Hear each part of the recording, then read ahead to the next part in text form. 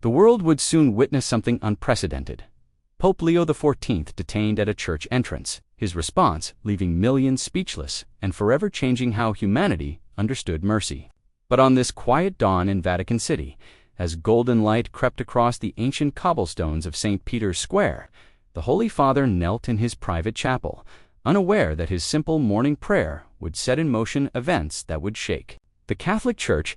To its foundation, the bells of the Eternal City had not yet begun their daily chorus when Pope Leo XIV rose from his worn wooden kneeler, his joints protesting softly against the cold marble floor. At 68, the former Archbishop of Detroit had maintained the same ritual for 3 years since his election: dawn prayer in silence, tea instead of coffee, and a review of his pastoral schedule before the Vatican machinery fully awakened. He preferred these stolen moments of stillness when the weight of 800 million souls felt less like a burden and more like a calling. Through the tall windows of his modest quarters in the Domus Sanctae, Marthae, the first rays of sunlight painted the dome of St. Peter's Basilica in shades of rose and amber. Leo traced the sign of the cross slowly, deliberately, his calloused hand still bearing the rough texture of a man who had once worked construction to pay for seminary folding naturally in Thanksgiving. Today, like every Tuesday for the past 6 months, he would visit San Damiano Church on Rome's struggling outskirts, where Father Michel ministered to refugees, the homeless, and those whom society had forgotten. The soft knock at his door arrived precisely at 6:15, as predictable as sunrise. "Enter," Leo called softly, his voice carrying the gentle authority that had marked his papacia leadership style, some called revolutionary, others dangerously naive. Cardinal Alessandro Toretti stepped inside, his silver hair immaculately groomed despite the early hour, carrying the leather portfolio that had become his shield against the Pope's increasingly unpredictable pastoral impulses. As Secretary of State, Toretti had served 3 pontificates, each one more cautious and diplomatic than the last. Pope Leo XIV, with his insistence on unscheduled visits to uncontrolled environments, had become his greatest challenge. "Your Holiness," Toretti began, his refined Tuscan accent barely concealing his morning anxiety regarding today's visit. "To San Damiano, the security team has concerns about the neighborhood's recent ... instability." The Pope smiled. That disarming expression that had charmed world leaders and frustrated Vatican bureaucrats in equal measure. "Alessandro, my friend, when did we begin fearing the very people Christ called us to serve?" The unmarked white Fiat wound through Rome's narrow streets as the morning sun climbed higher, casting long shadows between weathered apartment buildings where laundry hung like prayer flags from iron balconies. Pope Leo XIV sat in the passenger seat, having politely declined the armored vehicle Cardinal Toretti had arranged, his fingers absently working the worn wooden rosary that had belonged to his grandmother. The 2 Swiss guards in civilian clothes followed at a respectful distance in a second car, their discomfort evident even from afar. San Damiano Church emerged from the urban sprawl like a small miracle, a 15th century structure somehow surviving among concrete housing projects and graffitied walls. Its bell tower, missing several stones and sporting a family of pigeons, rose defiantly against the backdrop of satellite dishes and air conditioning units. Pope Leo smiled as he recognized the irony. Here, in one of Rome's forgotten corners, stood a church dedicated to the same saint who had heard Christ speak from a crucifix, commanding him to rebuild my church. Father Michel Benedetti rushed from the sacristy as the Pope's car pulled up to the modest courtyard, his cassock wrinkled from an early morning spent preparing food packets for the homeless. At 45, Michel bore the weathered look of a priest who had chosen the periphery over prestige, his hands permanently stained from years of serving meals and changing bandages. "Santo Padre," he called out, breathless with surprise and joy, "you honor us beyond measure." "The honor is mine, Michel," Pope Leo replied, embracing the younger priest warmly. "How fares our family here?" Inside the church, a small group of parishioners had gathered for morning mass, mostly elderly women clutching worn rosaries, a handful of mothers with young children, and several men whose calloused hands and tired eyes spoke of construction work that started before dawn. They turned as the Pope entered, their faces shifting from curiosity to recognition to something approaching awe. Alina Conti, a refugee from Eritrea whose 3 young children had been baptized here just months before, crossed herself and whispered a prayer in Tigrinya, 20 kilometers away in the Vatican. Cardinal Torretti paced his ornate office while monitoring radio chatter from the security detail. His assistant, Monsignor Benedettino, relation to the parish priest, entered, carrying a tablet displaying news feeds and social media alerts. "Your Eminence," the younger cleric said nervously, "there are already photographs circulating online. The Holy Father blessing children in what the media is calling Rome's Forgotten Quarter." Torretti paused by his window, gazing toward the dome of St. Peter's. "Michel, when did pastoral care become so dangerous?" The encrypted email arrived. At 10:47 a.m., its sender listed simply as Concerned Catholic.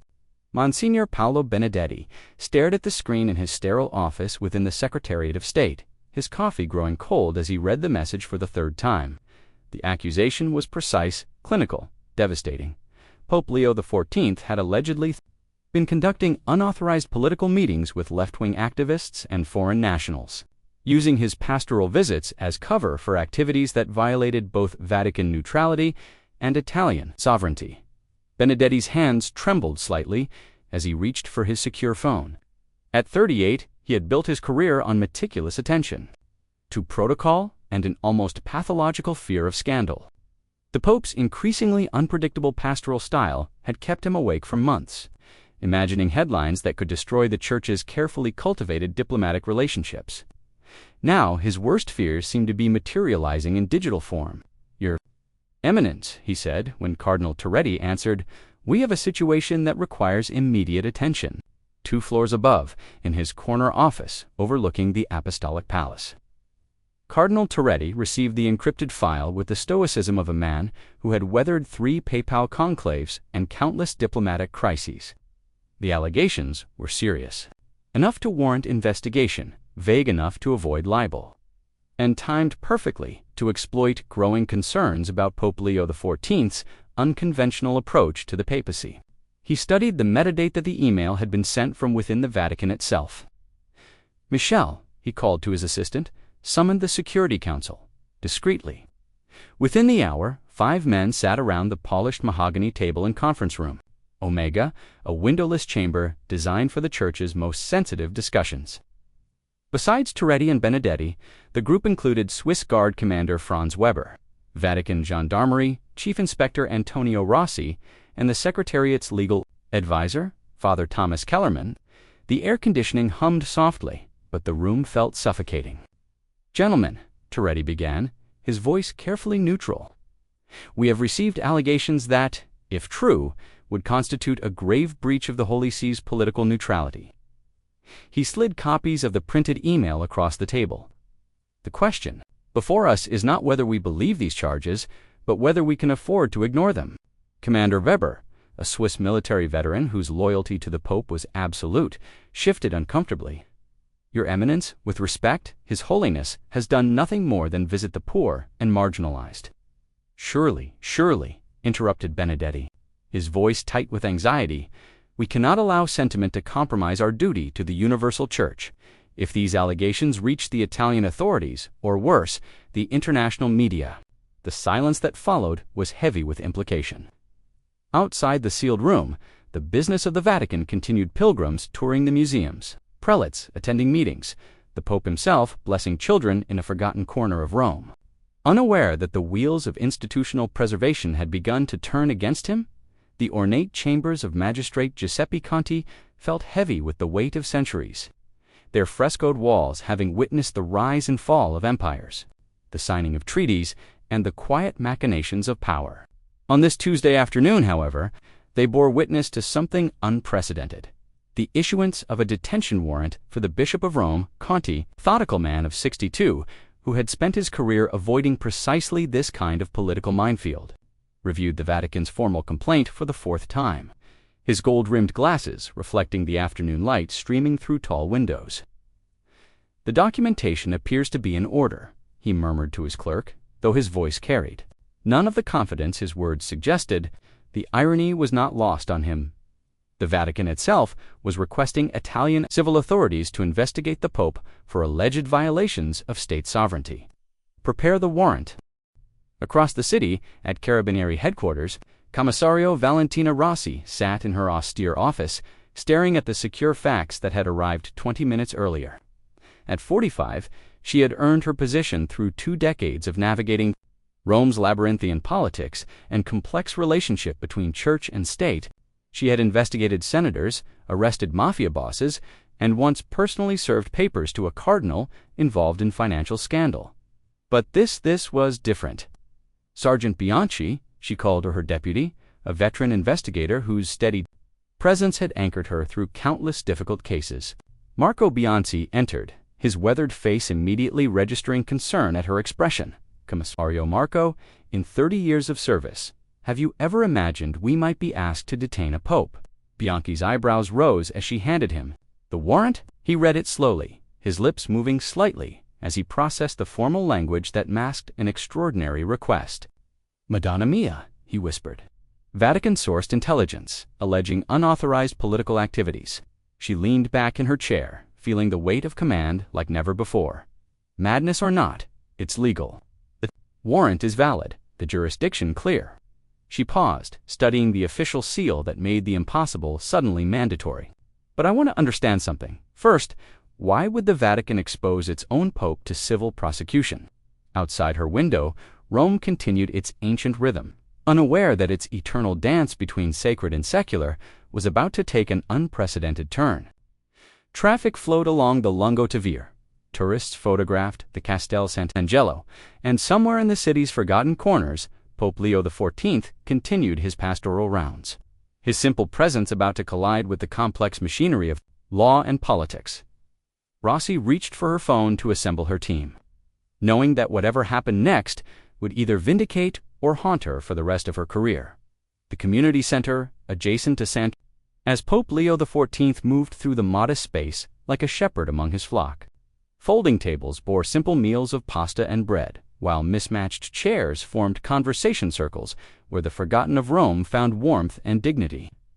The Pope had removed his white zucchetto, placing it casually on a table beside a child's broken toy truck, his silver hair catching the fluorescent light as he knelt beside Elena Conti's youngest daughter. "What is her name?" the Pope asked, in gentle Italian, his voice carrying the soft authority that had marked his papacia. Leadership built on presence rather than proclamation. Marta Alina whispered, her weathered hands clutching a rosary, whose blue beads had been worn smooth by countless prayers. At 28, the Eritrean refugee bore the weight of a journey that had cost her husband's life and brought her 3 children to this sanctuary on Rome's margins. She draws of angels Santo Padre. She says they helped us cross the water. The Pope accepted the crayon drawing Marta offered, stick figures with wings. Surrounding a small botand, studied it with a reverence he might give a Renaissance masterpiece. "Angels indeed," he murmured, blessing the child's forehead. "Me, little one, do they still visit you?" In the corner near the coffee station, Marco Torriani watched this exchange with eyes that had seen too much. The 60-year-old veteran of 3 deployments fingered the silver military medal that hung from a frayed ribbon around his neck, the only possession from his former life that the streets hadn't stolen. His graying beard couldn't hide the scars that mapped his face like a geography of loss, but something in the Pope's manner had begun to thaw the ice around his heart. "You were a soldier," Pope Leo said, approaching Marco with a directness that had sometimes frustrated Vatican diplomats, but always touched the forgotten. It wasn't a question. Marco's hand instinctively moved to the medal. Alpini Regiment, Holiness, Afghanistan, 3 tours. His hand over Marco's weathered fingers. "You found your way here. That tells me your mission isn't finished." Father Michel watched from across the room, his heart swelling with gratitude for a pope who saw Christ in society's discarded. How Marco's military bearing returned slightly under papal attention. Inside, unbeknownst to those gathered in this sanctuary of mercy, the wheels of institutional justice were turning, carrying them all toward a collision that would test whether grace could survive the machinery of law. The convoy of unmarked carabinieri vehicles moved through Rome's afternoon traffic like a reluctant procession, their blue lights hidden, but their purpose inexorable.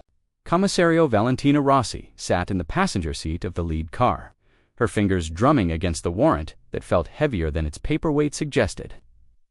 Through the radio chatter, she could hear the distant voices of her team coordinating with Vatican security a conversation that should never have been necessary. 2 kilometers out, Detective Sergeant Bianchi reported from behind the wheel, his knuckles white against the steering wheel. "Valentina, I have to ask, are we absolutely certain about this?" Rossi studied the passing streetscape, where ordinary Romans went about their daily lives, unaware that history was unfolding in their midst. "Marco, in 25 years, when have you known me to act without certainty?" "Never," he admitted, then paused. "But you've never looked this troubled by certainty before." In the second vehicle, Captain Franz Weber of the Swiss Guard monitored communications with Vatican headquarters. His life, he now found himself coordinating the Holy Father's detention. His secure phone buzzed with a text from his commanding officer. "Maintain diplomatic protocols. Some things shouldn't be preserved in digital memory." Meanwhile, in the modest community center of San Damiano, Pope Leo XIV continued his pastoral rounds. Unaware of the approaching storm, he sat with Elena Conti, listening as she described her family's harrowing journey across the Mediterranean, her voice breaking as she recounted nights when she wasn't sure they would see dawn, drawn millions to his unconventional papacy, and apparently threatened those who preferred shadows to light. "Your suffering has not been in vain," he told her gently, his words carrying the weight of conviction rather than mere comfort. "Christ himself was a refugee in Egypt. You carry his story." The radio in Rossi's car crackled. "All units, target. Location in sight, civilian presence, confirmed approximately 30 individuals, including children." She thought of her own grandmother, who had raised her with stories of saints and miracles, who would have been horrified to know her granddaughter was about to arrest the Pope.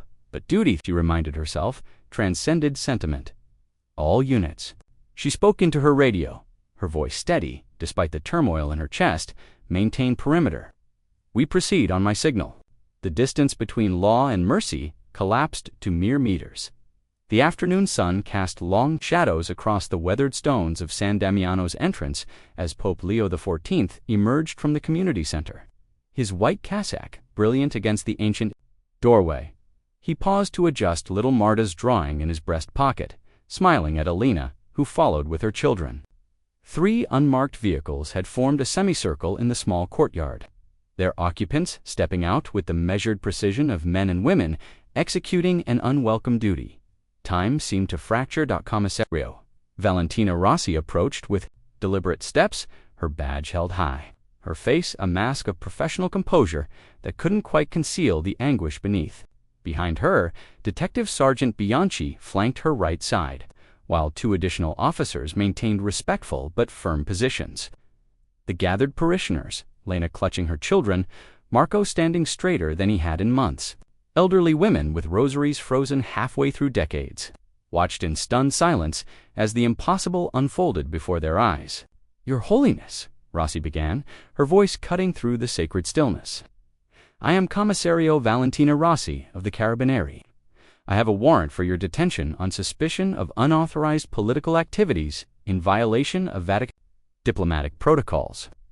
Father Michel stepped forward instinctively, his face flushed with protective anger. "This is consecrated ground. You cannot." Pope Leo XIV raised his hand gently, the same gesture that had calmed storms in the Vatican and brought peace to countless troubled hearts. "Father Michel, peace." His voice carried no shock, no indignation, only the serene authority that had marked his papacy from its first day. He looked directly at Commissario Rossi, and in that gaze she saw not a man caught in wrongdoing, but someone who had been expecting this moment, perhaps had even been preparing for it. "Commissario," the Pope said, his words falling into the charged air like drops of oil on troubled waters, "you are fulfilling your sworn duty. I place myself in your care."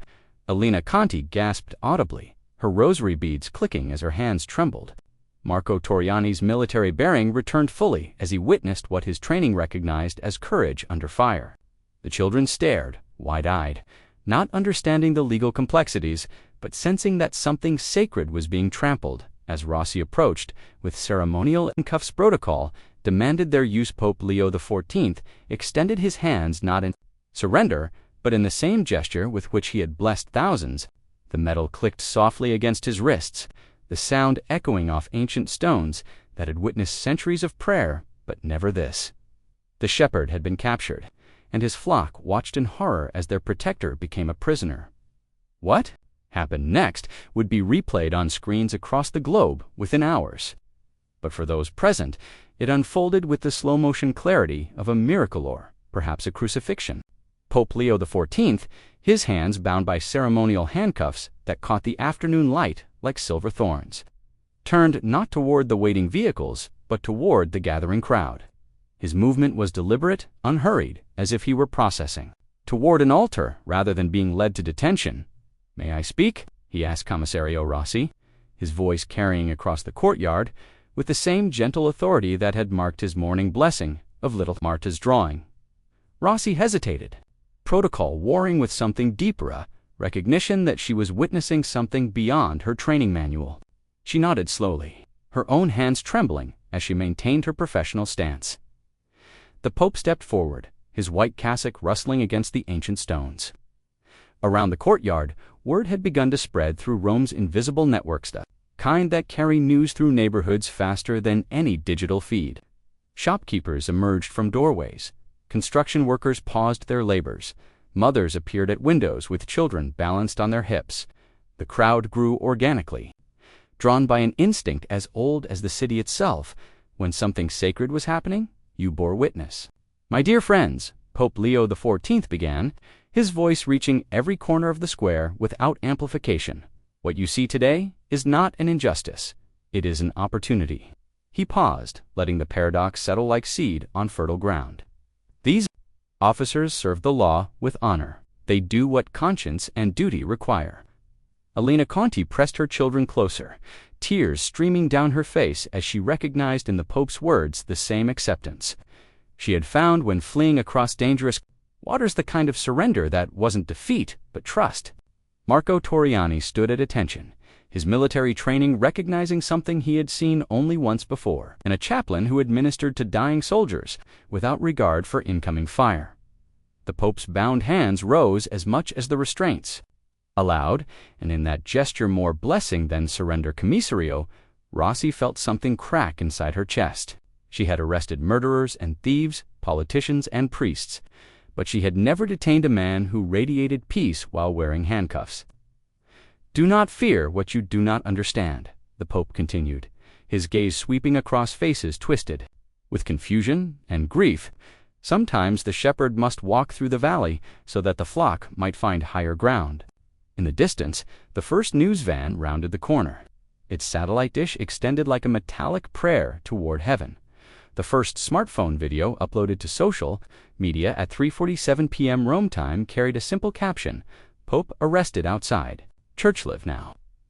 Within minutes, the grainy footage had been shared thousands of times, sparking a digital wildfire that would consume newsrooms, parish halls, and palaces of power across 6 continents. The image of Pope Leo XIV in handcuffs, his serene face lifted toward heaven as he blessed his captors, became an icon before the Vatican's communications office had even learned of his detention.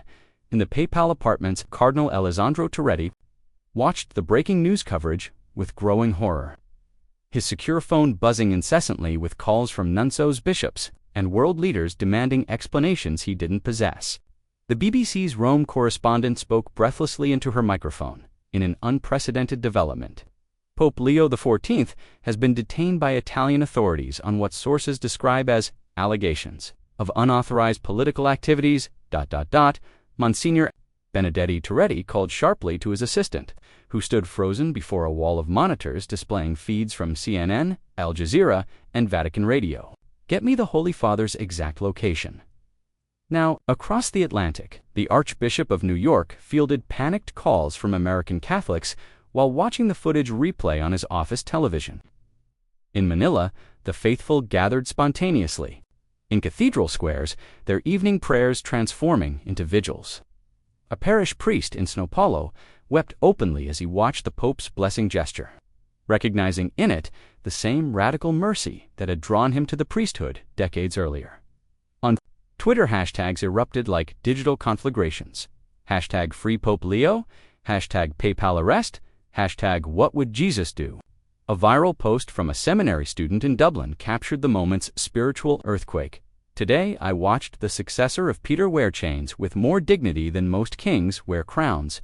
But it was Monsignor Paolo Benedetti who felt the earth shifting beneath his feet as he stood in his sterile Vatican office, watching the consequences of his anonymous tip unfold in real time.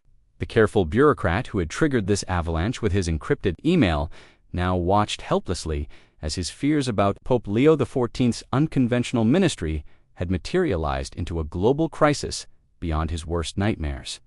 His hand shook as he reached for his personal phone, scrolling through messages from fellow clergy expressing outrage, confusion, and something that chilled him to the bone disappointment in the institution they had devoted their lives to serve.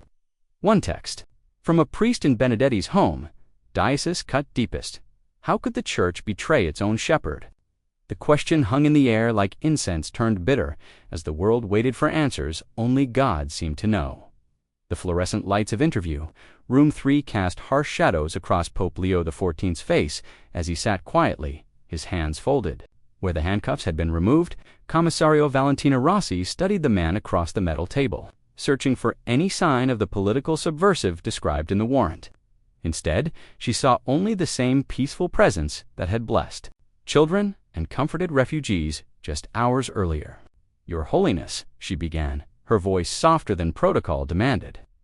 "These allegations of unauthorized political meetings, can you provide any documentation of your activities at San Damiano Church?" The Pope smiled gently, reaching into his cassock to withdraw a simple leather journal.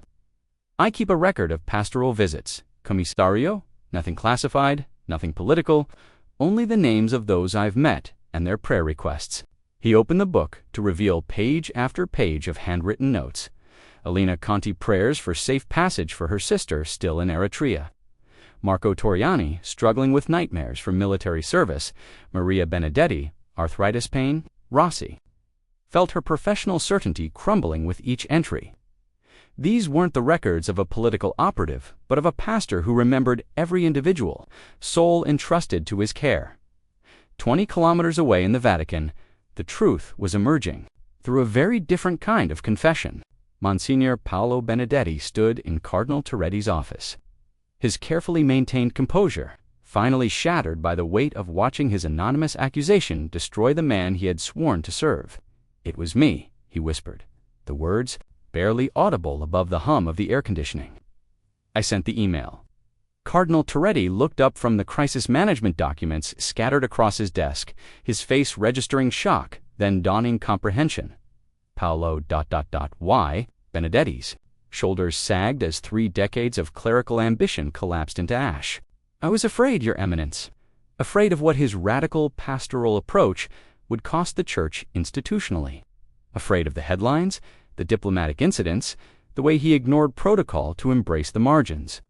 He paused, his voice breaking. "I thought I was protecting the Holy See from scandal. Instead, I created the greatest scandal of all." The silence that followed was deafening. Through the windows, the dome of St. Peter's Basilica stood unchanged, eternal, while inside its shadow, 2 men grappled with the recognition that their fear of authentic gospel witness had nearly destroyed the very shepherd Christ had given. "Them call Commissario Rossi," Toretti said finally, his voice heavy with the weight of institutional failure. "Tell her to release the Holy Father immediately." But Benedetti was already reaching for his phone, knowing that some confessions could only be made directly to the one you had wronged. The evening light painted San Damiano Church in shades of gold and amber as Pope Leo XIV emerged from the unmarked police car, his white cassock bearing the creases of an extraordinary afternoon, but his demeanor unchanged. The crowd that had gathered after his arrest had grown throughout the Danabars, journalists, curious Romans, drawn by the unprecedented spectacle of a pope detained and released. Yet, as he walked through their midst, he moved not with the bearing of a vindicated man, but with the same gentle purpose that had brought him here that morning. Elena Conti rushed forward, her children clinging to her dress, tears streaming down her weathered face. "Santo Padre, forgive us. We should have protected you somehow, my dear Elena," the Pope interrupted gently, placing his hands on her shoulders. "Protection was never your burden to bear, but your witness, the way you held your children close and prayed, while I was led away. That was exactly what Christ needed from you today. Marco Torriani approached more slowly, his military bearing evident as he came to attention before speaking.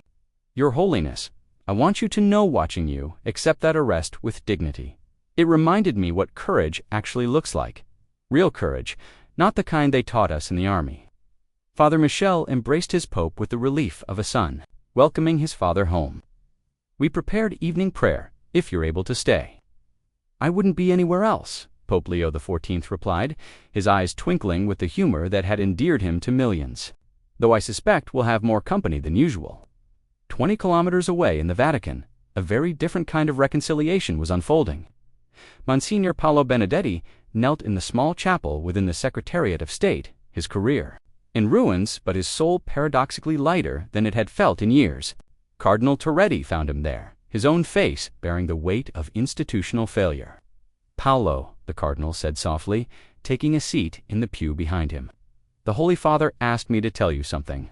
Benedetti tensed, expecting canonical penalties, transfer to an obscure posting, or worse. He said to tell you that fear is not a sin, it's an invitation to trust, and that when you're ready, he would like to speak with you, not as Pope to subject, but as shepherd to sheep. As the bells of Rome began their evening chorus, the scandal that had threatened to topple pontificates was transforming into something else entirely, living parable of mercy that would echo far beyond the walls of San Damiano Church or the corridors of Vatican power.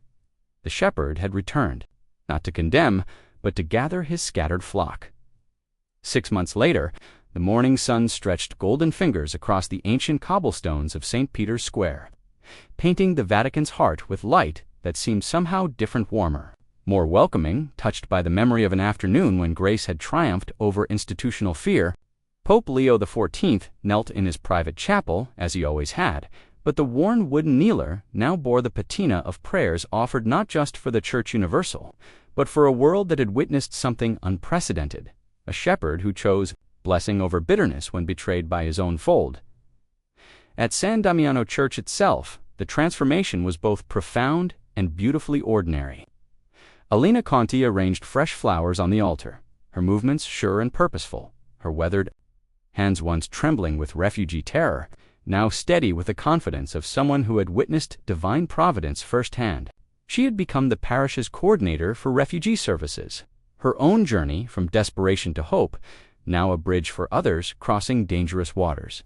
The small office behind the sacristy, once cluttered with outdated parish bulletins, now hummed with activity as Elena coordinated legal aid, language classes, and job placement for Rome's newest arrivals.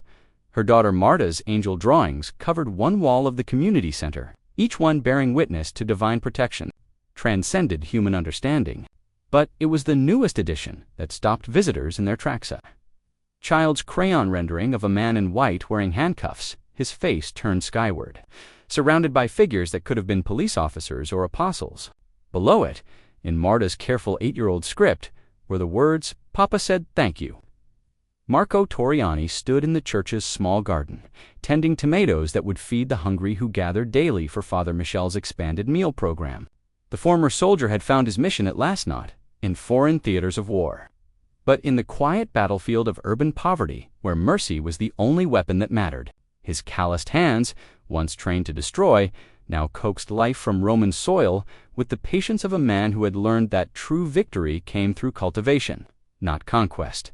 The military medal that had once been his only connection to purpose now hung on a chain around the neck of Cristo Povero, the life-size crucifix that dominated the sanctuary. Marco had placed it there himself on Christmas Eve, whispering a prayer his chaplain in Afghanistan would have recognized. "Take my service and make it holy." Father Michel had wept openly at the gesture, understanding that some offerings transcend words. In the Vatican corridors, where whispers once carried fear and suspicion, a different conversation had begun. Monsignor Paolo Benedetti walked those same halls with humility earned through confession. His new role coordinating PayPal visits to peripheral communities, a daily penance that had become joy. The man who had once drafted anonymous accusations now spent his days scheduling pastoral encounters, his careful bureaucratic skills repurposed for mercy rather than institutional protection. Cardinal Toretti, whose protective instincts had nearly enabled tragedy, now spoke frequently of the Pope's way in meetings with world leaders. Leadership through vulnerability rather than fortress building. His office, once adorned with diplomatic photographs and ceremonial gifts, now featured a simple wooden cross carved by refugees at San Damiano. Its rough surfaces a daily reminder that authenticity trumped elegance in the economy of grace. Even Commissario Valentina Rossi found herself changed by that afternoon when she had handcuffed a saint. She kept those handcuffs in her desk drawer now, not as evidence, but as a reminder of the day law enforcement learned that sometimes the greatest criminals are those who weaponize justice against love. Her team had gained a reputation for unusual compassion in their methods, a development her superiors attributed to the Rossi approach without understanding its papal origins. Detective Sergeant Marco Bianchi had returned to Sunday Mass for the first time in 15 years, his police badge now sharing pocket space with a rosary. His grandmother, who had prayed for his return to faith every day since his confirmation, had wept when he called to ask about Mass times. "What changed you?" she had asked. "I watched someone turn handcuffs into a blessing," he had replied, knowing she would understand even if he couldn't fully explain. In parishes across the globe, homilies echoed with references to the San Damiano moment shorthand for the radical choice to respond to betrayal with blessing. Seminary enrollment had quietly increased, young men drawn to a church that had rediscovered its courage to be wounded. One seminarian in Dublin had written in his application essay, "I want to serve a church brave enough to let its pope be arrested for loving too much." The ripples reached unexpected shores. A Muslim imam in London, moved by footage of the pope's arrest, had initiated interfaith service projects with local Catholic parishes. A Jewish rabbi in New York incorporated the story into Yom Kippur sermons about forgiveness. Even secular leaders found themselves referencing the papal response in speeches about leadership under pressure. As Pope Leo XIV rose from prayer and prepared for another day of pastoral visits, his Tuesday schedule, now permanently reserved for Rome's forgotten corners, he paused by his window. The letter from little Marta, now framed on his desk, caught the morning light. "Dear Papa, my mama says you taught her that God's love is stronger than people's fear. Thank you for showing us angels can have handcuffs too." The shepherd walked on, gathering his flock not through power, but through the mysterious authority of perfect love. Love that had turned a moment of institutional betrayal into the church's finest hour.